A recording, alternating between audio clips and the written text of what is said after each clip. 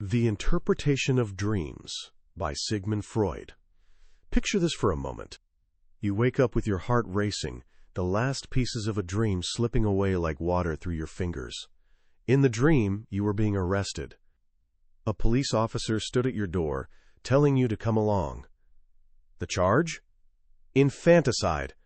The murder of a child.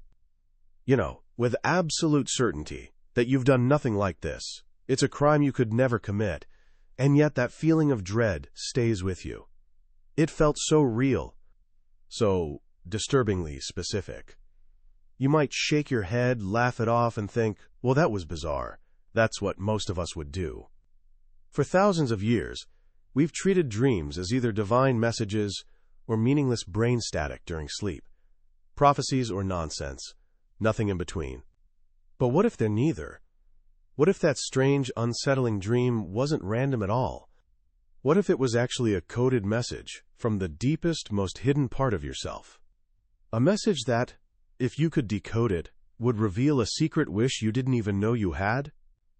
At the turn of the 20th century, in the grand, coffee-house-filled city of Vienna, a doctor named Sigmund Freud was about to propose exactly this idea. He was a man trained in hard science, a neurologist who'd studied fish nervous systems and the properties of cocaine. But his work with patients suffering from hysteria, a mysterious condition of the mind, led him down a rabbit hole into the human psyche. In 1899, after an intense period of personal and professional struggle, including grieving his own father's death, Freud published a book that would change the world. It was so revolutionary that his publisher post-dated it to 1900, as if marking the beginning of a new century of thought. That book was The Interpretation of Dreams. It didn't sell well at first. It took 8 years to sell just 600 copies, but its ideas slowly seeped into our culture, changing everything. It gave us a new language for talking about ourselves. Words like ego, repression, and the famous Freudian slip all have their roots in this period of his work. Freud believed this was his greatest discovery. He saw the book as a key, one that could unlock the hidden architecture of the human mind. And that's what I want to offer you today. By the end of our time together, you'll hold a version of that key in your hands. You'll see that your dreams, no matter how strange or chaotic, aren't random noise. They're the secret language of your deepest self. They are, in Freud's famous words, the royal road to the unconscious.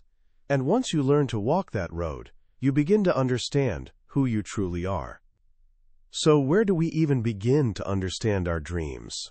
For centuries, people looked at dreams and saw only chaos, a jumble of images, a dog reciting poetry, a rock floating on water, a dead person walking to their own grave.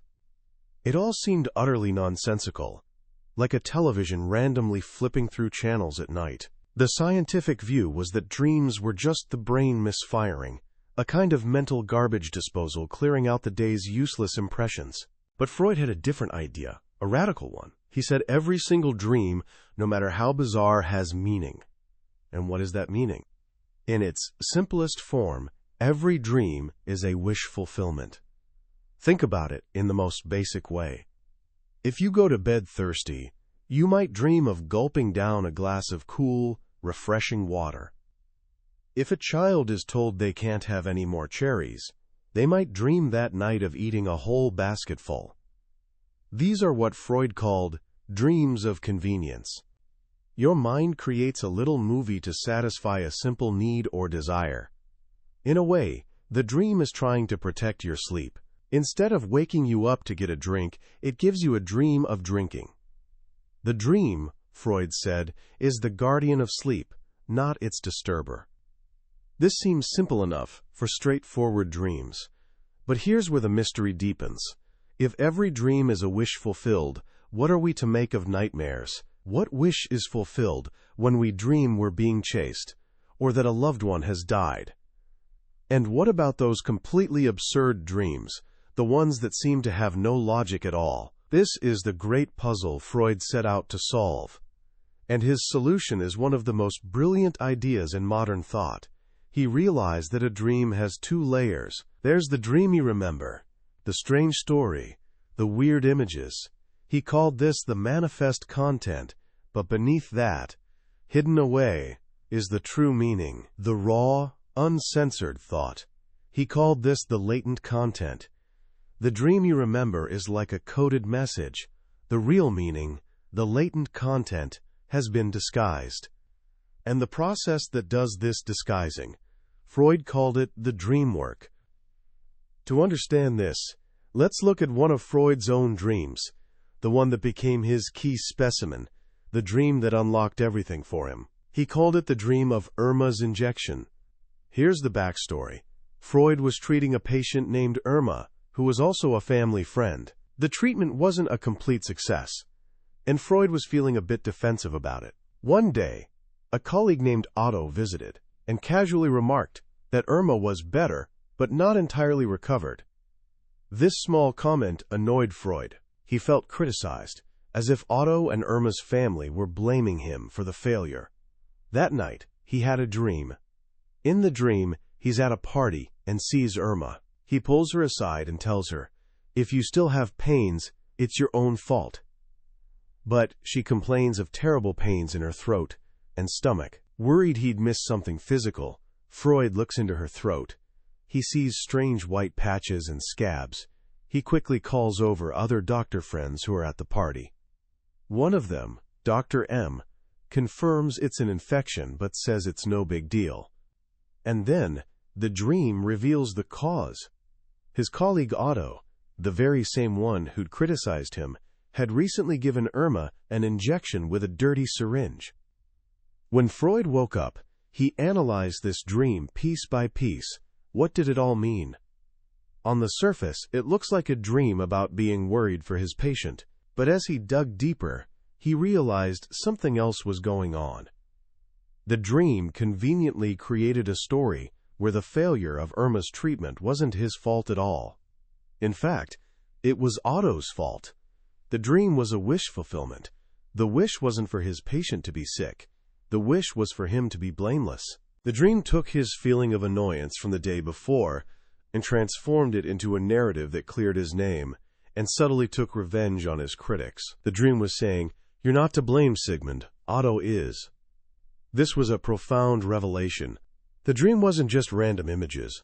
It was a highly structured psychological drama designed to fulfill a deep-seated, self-serving wish.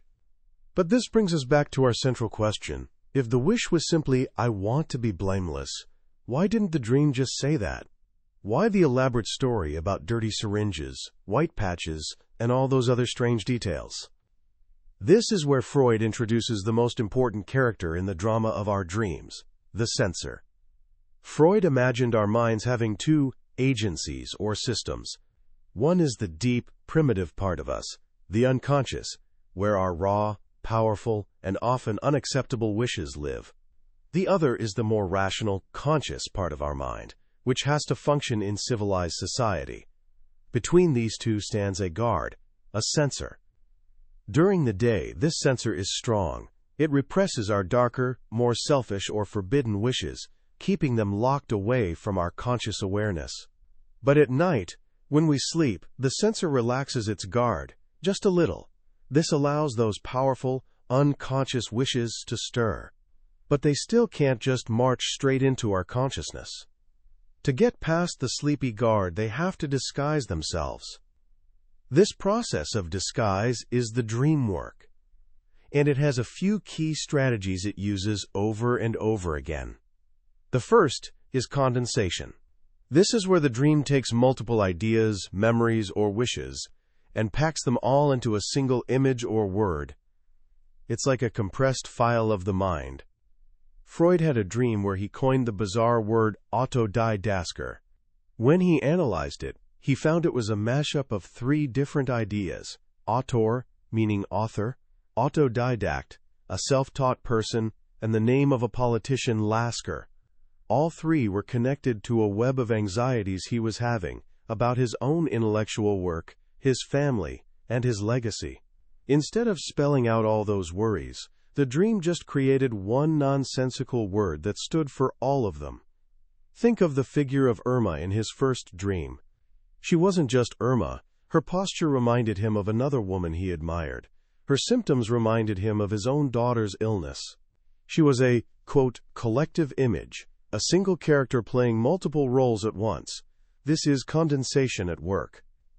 The second, and perhaps most crucial tool of the dream work, is displacement.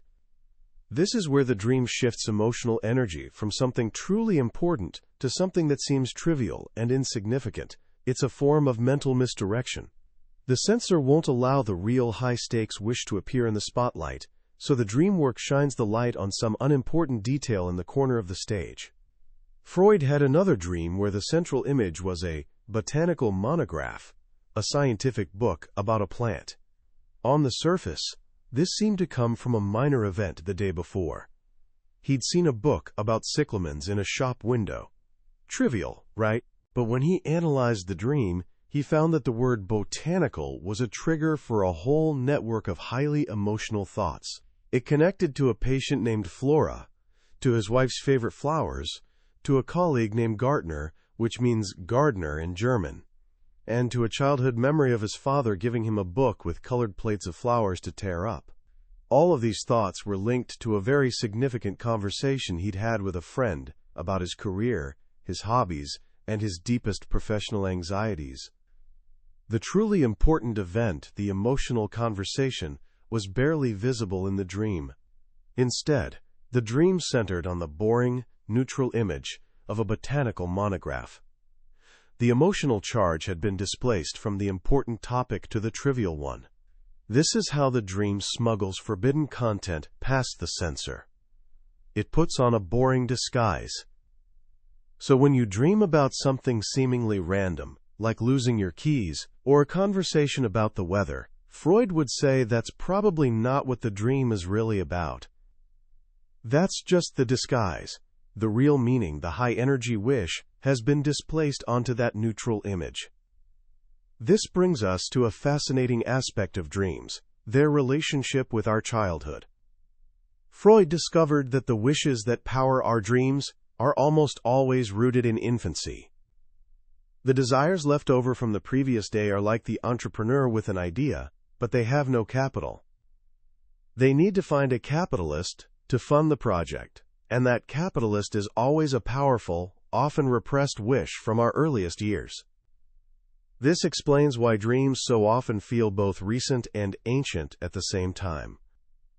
They use material from the previous day, a conversation, something you saw, as a point of attachment for a much older, deeper wish to connect to.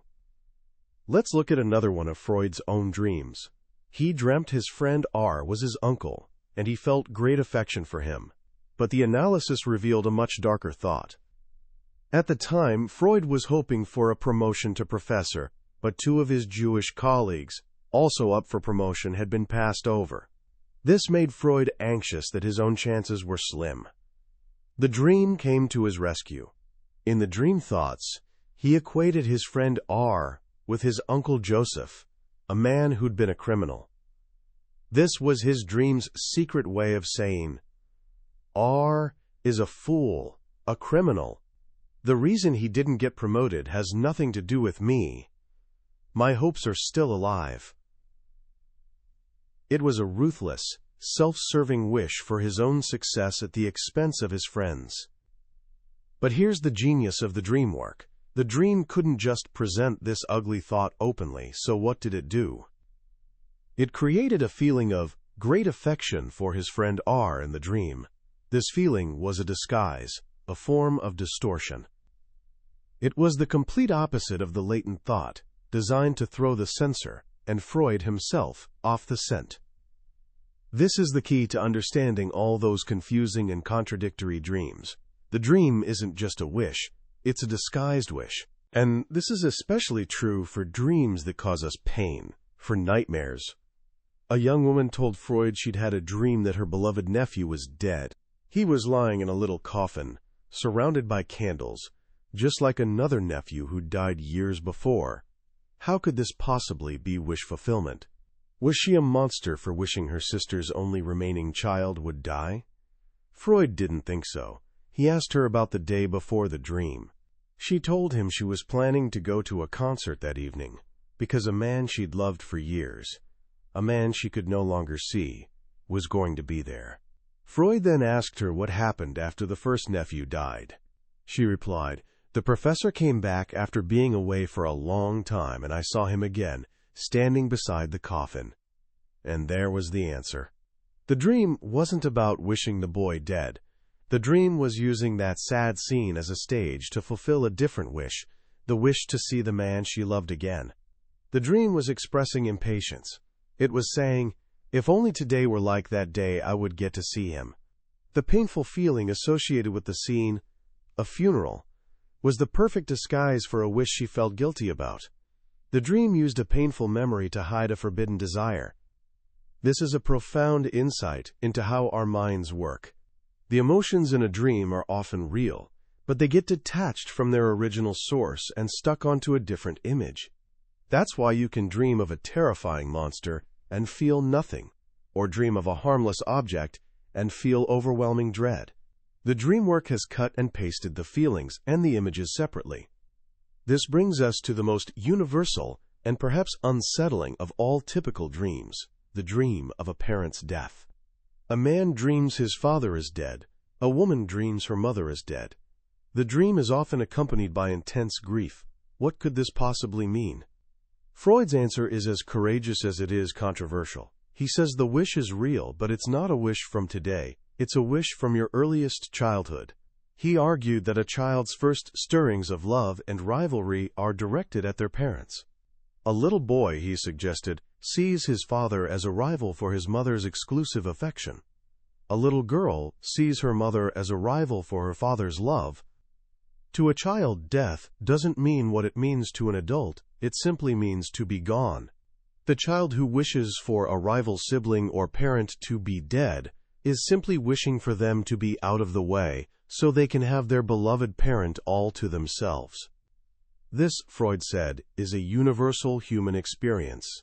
He found its echoes in one of the most powerful stories of Western civilization, the myth of Oedipus, the king who was fated to kill his father and marry his mother. Why does this ancient, horrifying story still move us so deeply? Because, Freud argued, it is our own story. The Oedipus myth is the fulfillment of a universal childhood wish, a wish that we've all since repressed and locked away deep in our unconscious. The horror we feel at the story is the horror of recognizing a forbidden part of ourselves. When we dream of a parent's death, we're not wishing for it to happen now. We're simply tapping into that ancient, repressed, infantile wish from the depths of our own personal history. The grief we feel in the dream is real, but it's often layered on top of that forbidden wish, a reaction from our more mature self to the darkness bubbling up from the unconscious. So we have the dream work, with its powerful tools of condensation and displacement, all in the service of disguising a wish to get it past the censor. But Freud noticed a fourth and final factor at play. He called it secondary revision. This is the part of our mind that tries to make sense of things, even in our sleep. After the dream work has created its chaotic, illogical collage of images, this last process kicks in and tries to tidy it up. It smooths over the absurdities, fills in the gaps, and tries to arrange the dream into something that resembles a coherent story. Think of it as an editor who comes in at the very end. The original script, the dream thoughts, was written by a passionate but repressed poet. The director, the dream work, then cut it up, mashed it together, and turned it into a bizarre, surrealist film. And now the editor, secondary revision, tries to cut and paste the film into something that looks like a normal narrative.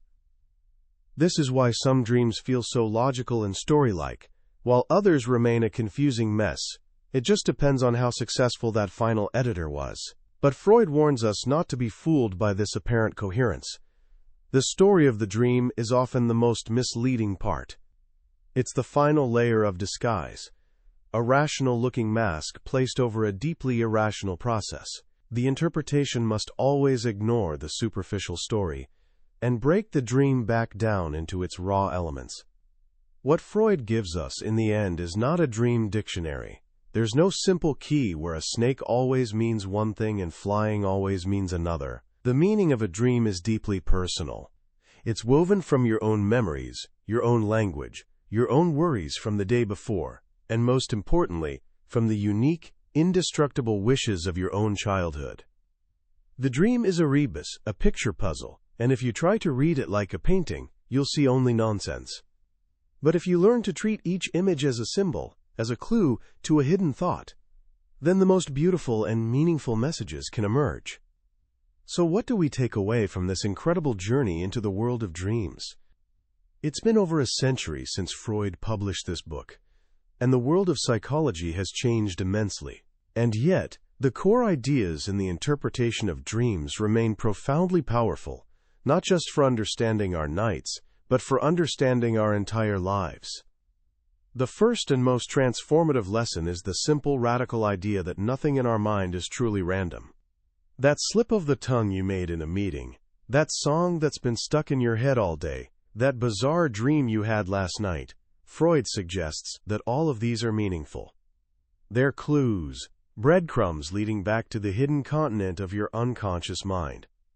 This idea changes how you see yourself. It invites you to become a detective in your own life, to listen more closely to the whispers of your inner world. The second powerful idea is that our past is never truly past, especially our childhood. Freud shows us that the child we once were lives on within us, with all their powerful wishes, their fears, and their unique way of seeing the world. Those early experiences form a kind of template, a blueprint that shapes our adult relationships, our ambitions, and our anxieties in ways we rarely understand. Your dreams, he says, are one of the primary ways that this inner child speaks to you. It's a humbling and deeply moving thought that to understand who we are today, we must be willing to reconnect with who we were back then. And finally, there's the beautiful, almost poetic idea of the dream itself. Freud demystified the dream, taking it away from the gods and the mystics. But he didn't strip it of its magic. Instead, he revealed a different kind of magic, the magic of the human mind itself. He showed us that every night, each of us becomes a poet, an artist, a masterful storyteller. Our minds take the raw material of our lives, our worries, our desires, our memories, and weave them into these incredible, symbolic dramas. The dream work, with its condensation and displacement, is a form of creativity that's happening inside you every single night. So how can you start to apply these ideas in your own life? You don't need to become a psychoanalyst. You can start with something very simple. Tonight, just decide that you want to remember your dream. Put a notebook by your bed. When you wake up, before you check your phone, before you even get up, just lie there for a moment and see what comes back to you. Write down anything you can remember. Images, feelings, a single word. Don't judge it. Don't try to find the meaning right away. Then just ask yourself two simple questions. What was on my mind yesterday, and what did I feel in the dream? You're not looking for a perfect answer. You're just starting a conversation. You're learning to listen to the messages that your deeper self is sending you. Because what Freud ultimately taught us is that the journey to understanding our dreams is the journey to understanding ourselves. It's a path into the deepest, most authentic parts of who we are. And that's an adventure worth taking. That was a deep dive into the core ideas of the interpretation of dreams by Sigmund Freud. We've journeyed through the main concepts today, but I have to be honest with you. A summary, even a detailed one, is like looking at a map of a great city. The real adventure begins when you decide to walk its streets yourself. The true power of this book is in the intricate detail of Freud's own self-analysis, the way he fearlessly unpacks his own dreams, his own ambitions, and his own flaws. This summary is designed to give you that map, to help you see if this is a city you want to explore. If anything we've discussed today has sparked your curiosity, if you've ever woken up from a dream and wondered, what was that all about? Then I encourage you to pick up a copy. Reading it isn't just about learning a theory.